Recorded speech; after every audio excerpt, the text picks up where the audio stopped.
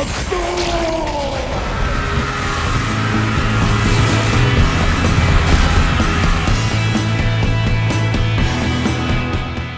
Hey there, LEGO fans. Today we have heroes from the movie Thor: Love and Thunder. But as an extra, I'm going to compare this set with the Thor figures I've built before. Plus, I decided to add Loki in here. Yes, I know he wasn't in the movie, but for a bit of variety, I thought it would be fun to include him. All of these figures have appeared in my previous videos. You can check them out. We're going to use them to compare with our new minifigures. Let's quickly unpack everything and lay out all today's characters. By the way, here is a part of my huge Marvel collection. You can check out the build of all these figures on my channel in a separate playlist.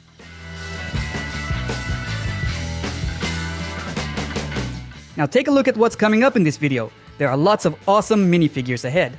Make sure to watch till the end, or use the time codes I've added in the description.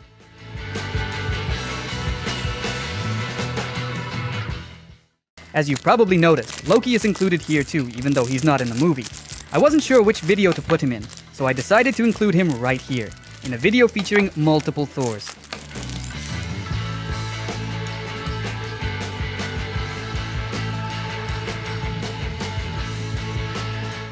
And let's start with this Thor, with this variation of his costume. Stormbreaker! So what do we do now, bro? Let's go get Sif. The paint job is excellent, with prints on the legs and sides. Really nice details. Classic version, with two facial expressions, serious and angry. Let's put his cape on, but this isn't just any cape. It comes with a cloak. In the movie, it's fur, but here it's just fabric. Still, the material feels nice. I like it. It looks good. The hair is very well done, some of the best I've seen. Lately, our Chinese suppliers have been making very high-quality figures, and this one is definitely on the same level as our recent builds. The arms have cool prints with muscle details. And of course, the axe. This is the one he got instead of Mjölnir, the axe he got in Avengers Infinity War. I'd give this figure 4.7 stars.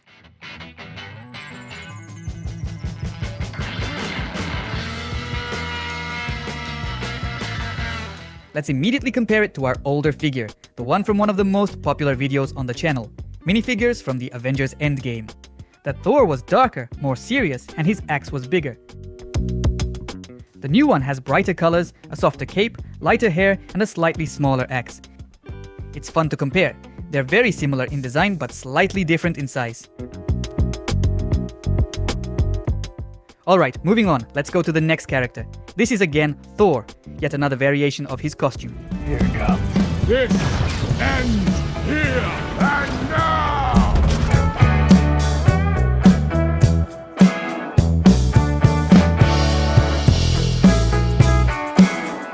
There are prints on the sides and on the legs as well, and they're pretty high quality. Classic two facial expressions. Pick whichever you like. Let's quickly assemble him. Again, there's muscle detailing on the arm, just like on our previous figure. Only the previous one had a wrist guard. Here we have Thor with luxurious hair. I again love how the hair is done. It's really well made. No defects in the plastic. And the axe is exactly the same. I'd also give this figure 4.7 stars. No. Next up, let's build Jane Foster, played by Natalie Portman in the movie. Thirdly, eat my hammer! The front has a really cool print. High quality, no complaints at all. There are prints on the sides too, and they're excellent. I like it. Two facial expressions on the head. I'll probably go with the normal one, without the lightning in her eyes. The arms fit in with a little effort. You have to press them in on the table. It's funny that they added strong muscle detailing on the arms too. I'm not sure if that's accurate, but it looks interesting. The hair is also high quality. All figures in this collection are on the same level. But here we also have a modification. You can put on her cape and helmet. Let's check out the cape. You could probably put it on like this, but that's not how the manufacturers intended it. The set comes with this armor, a chest piece with little pegs which the cape snaps onto. And just like that, the cape clicks onto the chest plate. It looks really awesome. Honestly, I've never seen anything like this before and I love it. Let's finish assembling our Lady Thor and put the helmet on her. The helmet is high quality, full of details, no paint defects. Very well made, truly top tier. Hey, can I run something by you? Yeah. Let's take a look at her Mjölnir. See, it's already cracked and broken. Let's compare it with the Mjölnir from one of our previous sets. That one was completely whole. If you compare it to the Mjölnir from one of Thor's very first sets, it's like night and day. Just a plain hammer. Boring and dull. Here, the details are really amazing, with prints and texture on the handle. Overall, of course, the quality of this hammer is very high, and I like it a lot. This figure definitely deserves 4.5 stars, maybe even 4.7.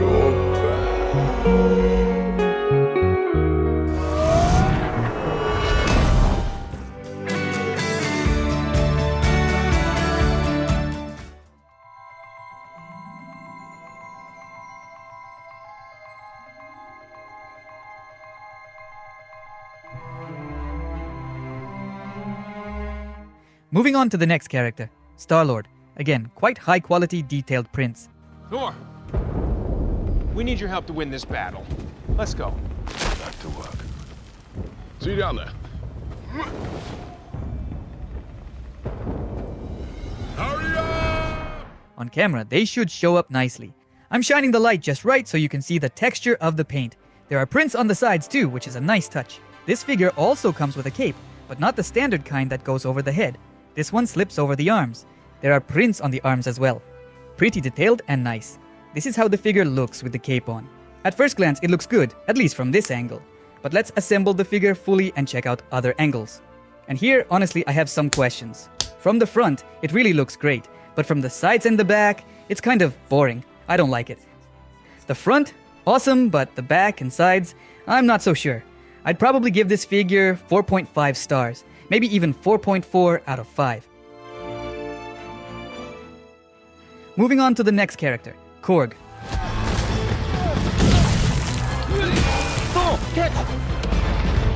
Incredible print all over the body.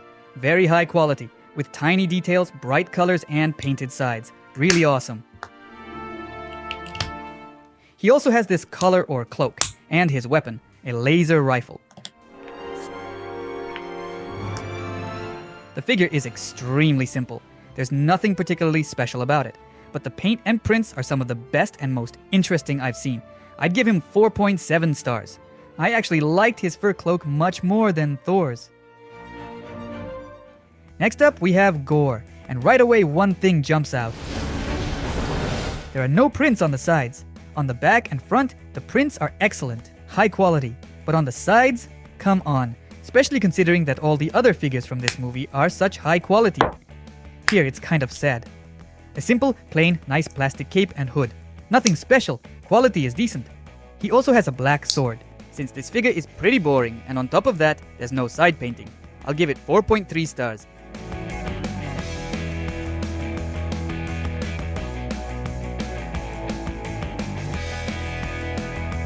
Moving on to Valkyrie. Super cool print with painting on the sides. I like it. The details are well done. The print on the back is simple but tasteful. The arms go in with just a little effort. A regular simple blue cape made of soft fabric. Hair, neat hairstyle from the movie, nothing fancy. In her hand is sword and lightning. Probably a bit boring too. At this point, you kind of want something a little more showy in our sets. I'll give her 4.5 stars. An excellent, solid figure, just without any special features. Now let's move on to a character who really shouldn't have been in this video, but I decided to include him for variety. Oh, damn it! Loki. One of my favorite Marvel characters. By the way, have you already watched the Loki series? Let me know in the comments what you think. So he has two hair options, just his regular hairstyle or with the horns. There's also a pretty high quality, nice dark green cape here. Let's pop his head on and give him his staff.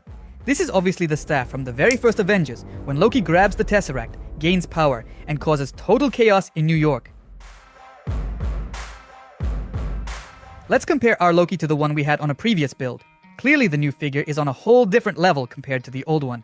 See, on the old figure, the gold parts of the costume are just painted yellow, while on the new one, there's actually a shiny gold finish on the painted details. You can see defects on the helmet of the old figure. The new one might have some minor things you could nitpick, but overall the plastic and the horns are way higher quality. The paint on the new figure is better too. There are prints on the legs and on the sides. The old figure has neither. Overall, on the old figure, plastic is simpler. You can see a seam on the leg, which is definitely a minus. The new one is clean, smooth, and just well done. The old figure does have a print on the back, and it's actually pretty good, so you can't completely dismiss it. It's still nice, but it's mainly made for playing. The new figure, on the other hand, you can proudly put on your shelf. It's definitely a great addition to any collection. Moving on, and now we have the main character. And that's my look.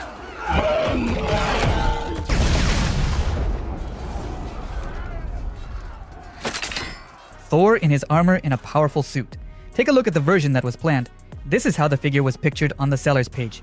Yes, there was supposed to be armor, a cuirass, just like the one Jane Foster character has. However, in our set, they apparently forgot to include this armor. The figure comes without a cuirass. How is that even possible?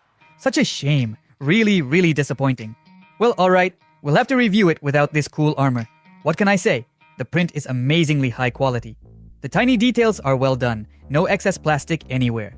The colors are rich and vibrant. There are prints on the back and sides, everything as it should be, top-notch quality. The fact that the cuirass is missing is just wild disappointment. I really hope that if you buy the same set, your figure will come with the cuirass. Let's put on the cape. Strange. It fits pretty snugly, even though, ideally, it should have been the same cape design as the female figure. Something clearly went wrong on the production side. I don't know. The helmet is probably the worst quality piece in this whole set. It's definitely solid, but you can see there are some plastic overflow marks and small paint effects. And the axe? Wow, look at that. It even has some extra patterns on it. Let's compare it with the ones we had before. See, the old axes had no patterns, while this one is really well detailed. We could even compare it to the big axe from Endgame. That one didn't have any patterns either. This one, truly awesome detailing. Definitely a plus for the axe. And as for the missing cuirass and the not so perfect helmet, that's a definite minus. So here we are. Let's take a look at how the figure was supposed to look versus how it actually looks in our set. Here we clearly have the character from the tiny picture. Listen, it's weird. I suddenly noticed the arms are different. See, on one version of the figure, the arms are bare, showing sculpted muscles. And on the other, the arms are in golden armor. Strange. The manufacturers definitely messed something up. They shorted us on something. Let's give it a rating. Overall, the figure is really high quality, and it almost feels wrong to take points off. But still, I'll give it 4.4. Although, of course, when I first looked at it, I wanted to give it 4.8. That was my initial expectation, but sadly it didn't quite live up to it. And now let's take a final look at all our figures together, fully assembled. Don't forget to like this video and subscribe to the channel. Now on the left, you'll see a playlist with more of my Marvel minifigures, and on the right, YouTube has picked videos especially for you based on your interests. See you in the next video. Bye.